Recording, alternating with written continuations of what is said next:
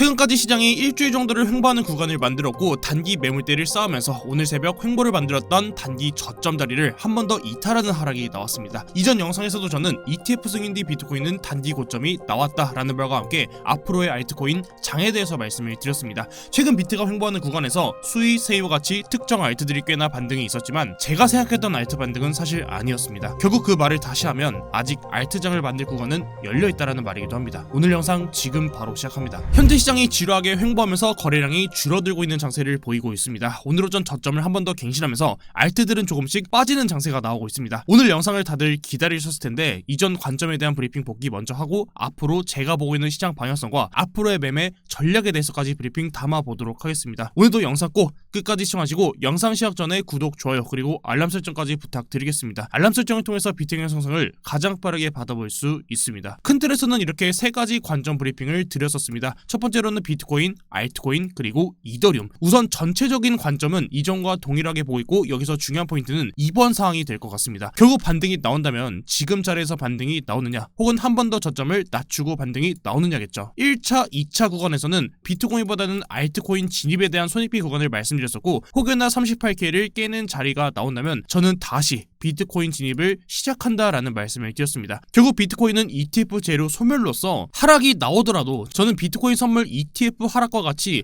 큰 하락장을 만들지는 않을 거라고 보고 있기 때문이었었죠. 큰 틀에서의 비트코인 방향성도 브리핑 전달 드릴 수 있도록 하겠습니다. 우선 1번 상황부터 보면 비트코인 단기 고점이 나왔다는 가능성에 대해서는 아직도 동일하게 보고 있습니다. 현재의 비트코인 차트를 보게 되면 1차 지지라인은 43.5K, 2차 지지라인은 38K라고 말씀을 드렸었고 그 근거는 매물대 지표를 통해서 말씀을 드렸습니다. 일본 캔들상 매물대 지표를 키고 봤을 때 첫 번째 매물대 바닥 라인이 40.2K입니다. 이 자리를 깨고 내린다면 그 다음 지지 매물대가 얕은 구간에 있기 때문에 다음 지지는 37.7K부터 38K 라인으로 형성되어 있습니다. 하락폭의 갭은 마이너스 6% 정도로 열리는 구간이기 때문에 단기적인 급락이 나올 수도 있고 반대로 단기 급락 뒤에는 단기 반등 역시도 가능한 자리입니다. 결국 단기 포지션 진입에 대해서는 40.2K를 깨는 구간이 알트코인 단기 손절 자리가 될 거다라고 말씀을 드렸었고 좀 더 큰 그림에서 알트코인 진입에 대해서 고민하시는 분들께서는 저는 다음 매물대 라인의 바닥 라인인 34K까지는 좀 더 지켜봐도 될 거다라고 차트를 보고 있습니다. 결국 저는 비트코인이 단기적인 하락이 나와주더라도 고점을 한 번 더 높이는 상승은 충분히 나올 수 있을 거다라고 차트를 바라보기 때문입니다. 실제로 저의 매매에 있어서는 이번에 하락이 나오더라도 43.5K에서는 저는 지지를 받아줄 거라고 차트를 바라봤었고 당시에 멤버십에 공유드렸었던 알트코인이 스레솔드랑 비트코인 캐시, 스레솔드는 반등분이 잘 나와주고 고점에서 매도가 잘 나가신 분들도 계시고 대부분은 평단에서 정리가 나갔습니다. 비트코인 캐시도 진입 이후에 반등분은 잘 나와주었지만 실제로 제가 보던 목표가는 좀 더 높은 구간이었기 때문에 이번에 내려오는 자리에서 비트코인 캐시는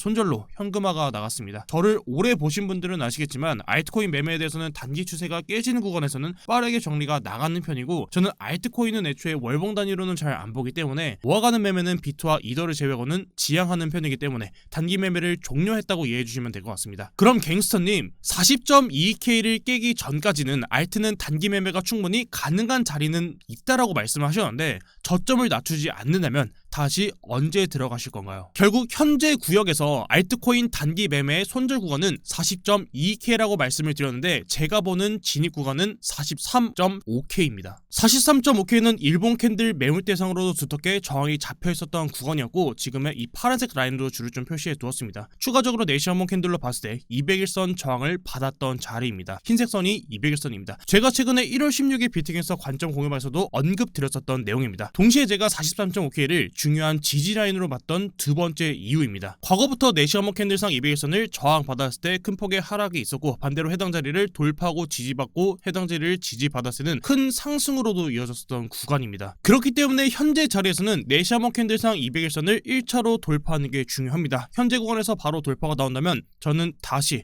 알트코인 진입에 들어갈 거고 종목에 대해서는 유튜브 멤버십에 진입 여부에 대해서는 관점 후방에 이번에도 동일하게 남겨드리겠습니다. 혹여나 저점을 깨고 내려온다면 200 200일이평선은 이렇게 내려오는 구간이 나와줄 거고, 상단으로 저항대가 분산된 구간에서 200일이평선을 먼저 돌파하는 자리가 나와주고, 그 다음에 43.5K 자리도 충분히 돌파하는 상승이 나와줄 거라고 차트를 바라보고 있습니다. 현재 구간에서는 1차 매물대 라인이랑 200일선이랑 겹치는 구간을 바라보고 있지만, 만약에 추가적인 하락이 나오고 200일평선이 내려온다면 43.5K를 돌파하기 직전 200일선을 먼저 돌파하는 구간이 진입 시점이 될 겁니다. 결국 알트코인 진입에 대한 기준은 4시 한번 캔들 200일선입니다. 비트코인 달러 차트 기준으로 4시 한번 캔들을 강조드리는 이유는 이전부터 많이 말씀드렸지만, 4시 한번 캔들이 200일평선을 돌파했을 때 이전부터 큰 추세를 만들었던 자리이고, 가장 중요한 건 4시 한번 캔들이 200일선을 돌파한 구간에서부터는 알트코인들이 크게 상승분을 보여주었었기 때문입니다. 과거 에이다, 디센트랜드, 웨이브, 이더리움 클래식, 그리고 도지코인까지, 그리고 알트코인들은 일본 캔들 기준으로 21선을 항상 지지받고 상승장을 만들어 왔습니다. 단기 추세를 결정하는 정말 중요한 자리입니다. 앞으로 비트가 4시 한번 캔들이 200일선을 돌파한 구간에서부터는 알트코인 기준 일봉에서 21선을 빠르게 회복한 코인들이 상승을 크게 받아줄 겁니다. 두 번째로는 비트코인 단기 고점에 대해서 ETF 제로 소멸에 대해서 말씀을 드렸었고, 하락이 나온다면 38K를 깨는 자리부터는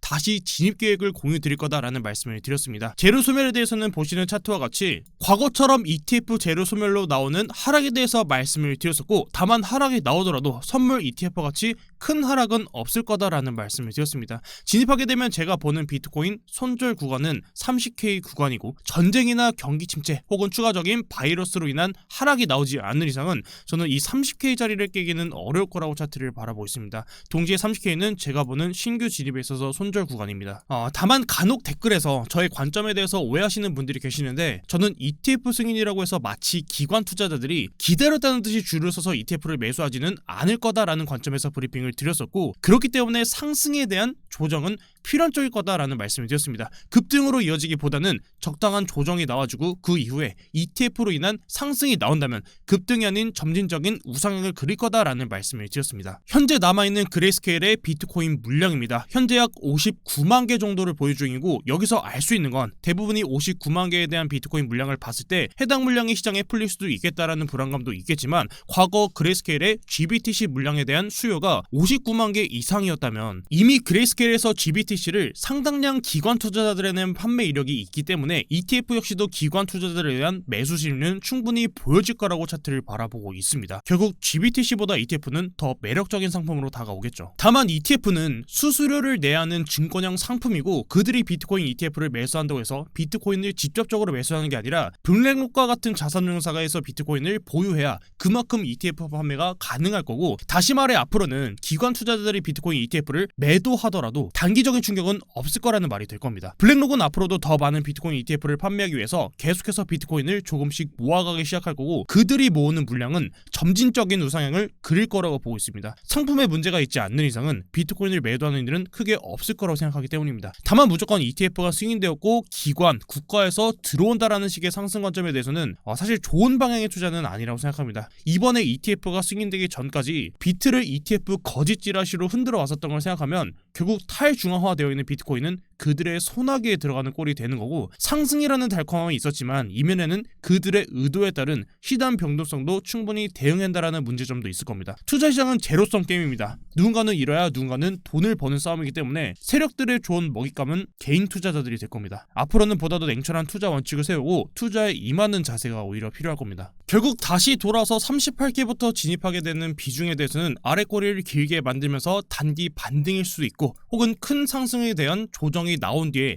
다시 올라오는 다음 상승 파동일 가능성도 있습니다. 반기 반등이라면 진입했던 비중은 그리 크지 않을 거고, 큰 상승에 대한 조정이라면 좀 더 하락이 나와준다면 하락에서 비트코인은 비중 진입은 계속해서 진입이 들어갈 겁니다. 하락이 나온다면 손절에 대한 기준은 이후에 다시 잡아드리겠지만, 대략적으로는 현재는 30K 부근으로 차트를 보고 있습니다. 마지막으로 이더리움 브리핑은 간단합니다. 과거 비트코인은 2022년 12월 처음으로 비트코인 도미넌스가 추세 상단을 돌파가 선행하면서 이후에 비트코인 차트가 23년도 1월달에 추세를 돌파하는 상승으로 이어졌습니다. 비트는 추세를 하방으로 한번 이탈했었지만 비트코인 도미넌스가 추세를 계속해서 지켜줬을 때 비트는 이후에 추가적인 반등으로 이어졌습니다. 이더리움 역시도 23년도 6월 10일부터 6개월 동안 저항받았던 상단 라인을 돌파하는 상승이 나와 주었고, 이더리움의 추세 돌파는 비트코인 현물 ETF가 출시되었던 24년도 1월 11일에 나왔습니다. 이미 저는 비트코인 자금이 다음 이더리움 현물 ETF로 조금씩 움직이는 모습은 충분히 연출되고 있다고 보고 있습니다. 있습니다. 이더리움 도미너스도 비트와 동일하게 눌리는 자리에서 추세 하단부를 만들어 줄 거고, 만들어진 추세 하단부 자리를 이탈하지 않는다면 이더리움은 계속적인 상승을 보일 거라고 차트를 바라보고 있습니다.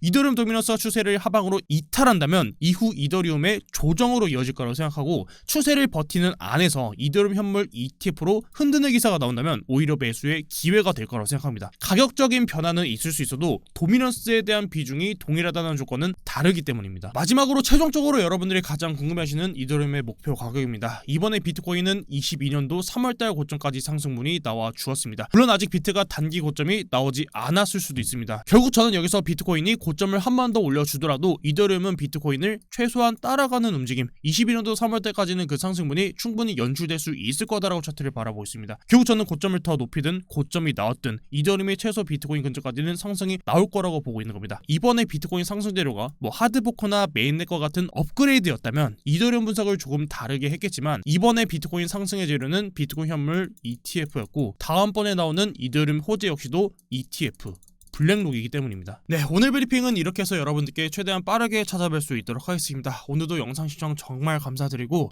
지금 알트코인들이 조금씩 하락하는 움직임이 나오면서 좀 걱정이신 분들도 계실 텐데, 아직 추세를 지키는 코인들도 꽤나 보이니까 비트코인이 자리를 잡고 추가적으로 반등을 보일 수 있는 알트들이 있다면 최대한 여러분들께 많이 좀 공유를 드려서 좀 수익을 좀 낼 수 있는 그런 영상을 좀 찾아뵐 수 있도록 하겠습니다. 네, 지금까지 비트 갱스터였습니다. 감사합니다.